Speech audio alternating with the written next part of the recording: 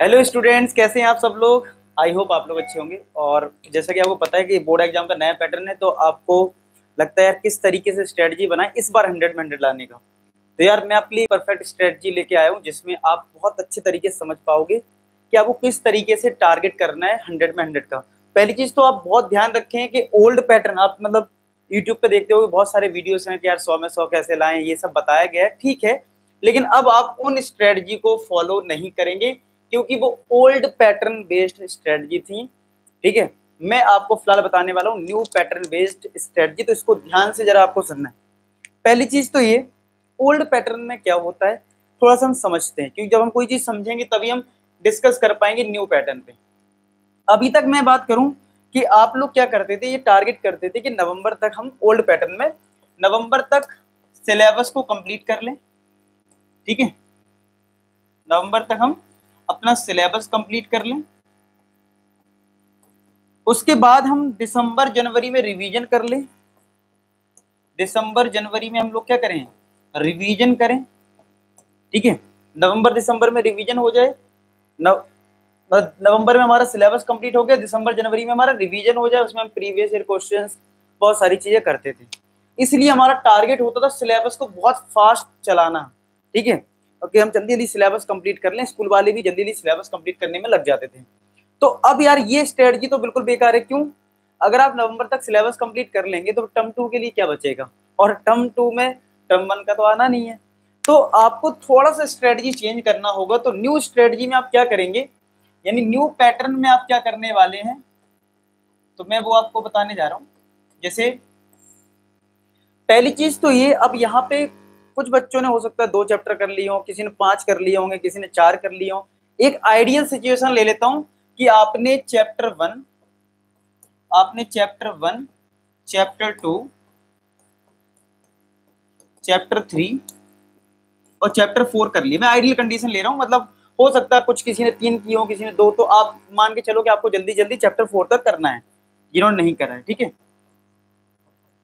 Chapter 4 तक आपको करना है। अब बच्चों ने क्या क्या किया होगा जरा मैं भी ये भी बता दूं।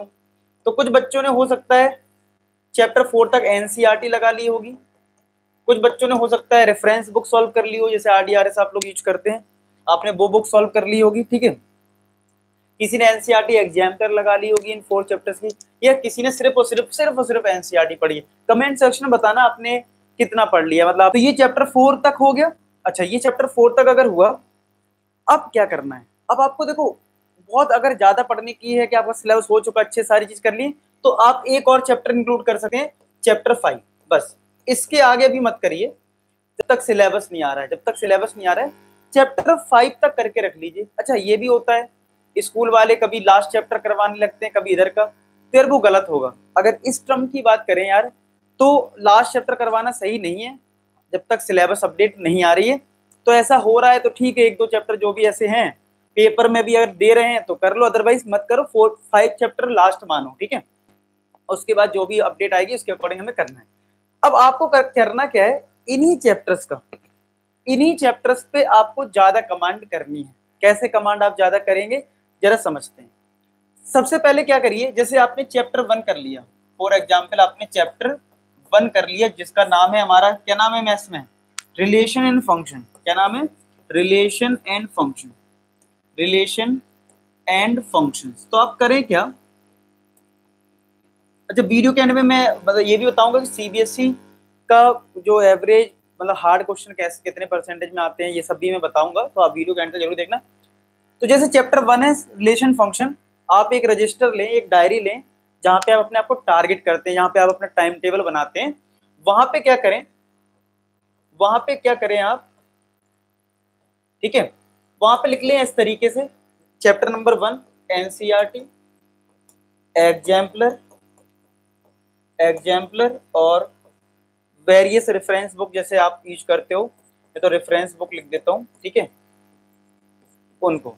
तो आपने पर्टिकुलर इस चैप्टर के लिए क्या फॉलो किया, आपने एनसीईआरटी एग्जाम्पलर, आपने एनसीईआरटी कर लिया, टिक कर दो, एग्जाम्पलर कर लिया, टिक कर लो, रेफरेंस बुक कर रही थी वो कंप्लीट कर ली, ठीक है। अच्छा एक चीज और, अगर आप चैनल पे नए हैं तो मैं बता दूं, ये हमारा जो चैनल है यूट्यूब पर, ठीक है, यूट्यूब पे जो चैनल है हमारा, तो अगर आप इसकी प्लेलिस्ट पे जाओगे तो क्लास 12 पे जब स्क्रॉल करते हुए पहुंचोगे तो मैंने एनसीईआरटी के 5 चैप्टर तक कंप्लीट करवा दिया है, एग्जाम्पलर भी 5th चैप्टर तक करवा रखा है, तो आप 5th चैप्टर तक यहाँ से एग्जाम्पलर कर सकते हैं। साथ के साथ केस स्टडी और एमसीक्यू बेस्ड क्वेश्चन भी करवाए जा रहे हैं और प्रीवियस ईयर साथ के साथ 1 शॉट वीडियोस भी अवेलेबल है। जैसे आपको पूरा चैप्टर रिवाइज करना है एक बार में तो आप 1 शॉट वीडियोस की भी हेल्प ले सकते हो। सारी चीजें अवेलेबल हैं, आपको बस अच्छे से पढ़ाई करना है, यही टारगेट है, बस इससे ज्यादा कुछ नहीं। चलिए, तो आपने क्या किया, इस पर टिक कर लिया। अब आपको करना क्या है, एग्जाम्पलर के एमसीक्यू क्वेश्चंस अच्छे से करिए। एग्जाम्पलर के बहुत अच्छे से, एनसीईआरटी में तो बहुत कम क्वेश्चन 3-4 दे रखे होते हैं, आप एग्जाम्पलर के एमसीक्यू क्वेश्चंस करिए। आप मुझे कमेंट सेक्शन में लिखो कि आपने कर लिया, नहीं किया तो यार मैंने करवा रखा है, आप वहां से कर सकते हो, ठीक है। रेफरेंस बुक की बात करें तो रेफरेंस बुक में आप जो भी फॉलो कर रहे हैं उसके सारे ऑब्जेक्टिव क्वेश्चंस लगा डालिए। बाकी मैं भी आपको असाइनमेंट प्रोवाइड करूंगा, टेलीग्राम की लिंक डिस्क्रिप्शन में ज्वाइन कर लेना, वहां पे मैं प्रोवाइड कर दूंगा, तो आप एमसीक्यू की प्रैक्टिस करना शुरू करें। साथ के साथ एक इंपॉर्टेंट बात आपको याद रखनी है कि जो बुक में, चाहे वो आरडी हो, आरएस हो, या मैं जो असाइनमेंट दे रहा हूँ वो, उनमें या फिर एग्जाम्पलर कर रहे हो तो उसके साथ साथ उसके वेरी शॉर्ट आंसर भी अच्छे से करें। ये मिनिमम टारगेट है, ये मिनिमम बोल रहा हूँ। जब ये स्टेज पार आप कर लेंगे तो कुछ दिन बाद हम बात करेंगे कि अब आपकी क्या स्ट्रेटजी होनी चाहिए। फिलहाल अभी मैं आपको जो टारगेट दे रहा हूँ, वो आपको करना है, ठीक है। आपको मैं स्टेप बाय स्टेप बताऊंगा कि अब क्या करना है, 15 दिन बाद क्या करना है, 10 दिन बाद क्या करना है, वो मैं बताता रहूंगा। अभी मैं आपको जो टारगेट दे रहा हूँ ये है मेरा टारगेट कि आपने जो भी चैप्टर्स कर लिए हैं उनको एज अ रिवीजन के लिए आप एग्जाम्पलर को सॉल्व करें, उसके एमसीक्यू और वेरी शॉर्ट आंसर कर लें। जब इतना कर लेंगे तो फिर में हम नेक्स्ट बात करेंगे। इतना काम करके रखिए। ऐसे ही आप क्या करिए, डायरी के नेक्स्ट पेज पे चैप्टर 2 लिखिए, चैप्टर 2 का नाम, और उसमें आपने एनसीईआरटी एग्जाम्पलर सेम तरीके से लिखिए, क्या क्या कंप्लीट कर लिया टिक करिए, और जल्दी से अपने आप को एनालिसिस करिए 15-20 दिन में कि यार तुमने कितने चैप्टर्स कर लिए, मुझे भी अपडेट करना, ठीक है, कमेंट सेक्शन में। अच्छा, ये काम करने के बाद एक डाउट आता है, सर पेपर कहाँ से आएगा? ये बहुत ही इंटरेस्टिंग डाउट आता है कि सर पेपर कहाँ से आएगा, ठीक है। तो पेपर कहाँ से आएगा, देखो पेपर 60% जो होता है एनसीईआरटी से रहता ही रहता है, ठीक है। मतलब 60-70% तो एनसीईआरटी से सेम टू सेम क्वेश्चन मिलते हैं, यानी कि जो क्वेश्चन एनसीईआरटी में उनके ऑब्जेक्टिव फॉर्म में क्वेश्चंस कन्वर्ट कर दिए जाएंगे और तुम्हें प्रोवाइड कर दिए जाएंगे, ठीक है। ऑब्जेक्टिव क्वेश्चंस एनसीईआरटी से किस टाइप से बन सकते हैं, ठीक है, तो वो मैं भी आपको प्रोवाइड करूंगा। तो 60% तो सिंपल क्वेश्चंस रहेंगे, ठीक है, बिल्कुल इजी क्वेश्चन जिनको बोलेंगे, इजी क्वेश्चंस आएंगे, इजी क्वेश्चंस रहेंगे यहाँ पे। लेकिन कुछ क्वेश्चंस ट्रिकी हो सकते हैं, एवरेज जिनको बोल सकते हैं, लेकिन जिन्होंने ठीक ठाक पढ़ाई कर रखी है वो बड़े आराम से कर ले जाएंगे। 10% ऐसा रहेगा जिसमें 1-2 क्वेश्चन जो होंगे जो आपको फंसा सकते हैं, तो भाई ये थोड़ा सा मैं बोल सकता हूँ, ये हार्ड बोलूं या मतलब ट्रिकी क्वेश्चंस होंगे यहाँ पे, तो आपको थोड़ी सी अच्छी प्रैक्टिस करके रखनी पड़ेगी।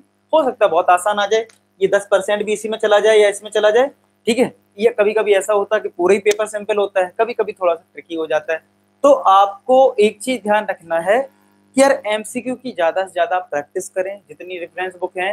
तो अब लेकिन आप किससे पढ़ेंगे वो मैं आपको किसी और वीडियो में बता दूंगा कि और ज्यादा प्रैक्टिस करने के लिए आपको क्या करना है। लेकिन पेपर का जो पैटर्न है वो कुछ इस तरीके का है कि आपको ऐसा नहीं करना है कि यार सर मुझे कुछ नहीं आता है, सर मैं कैसे करूं।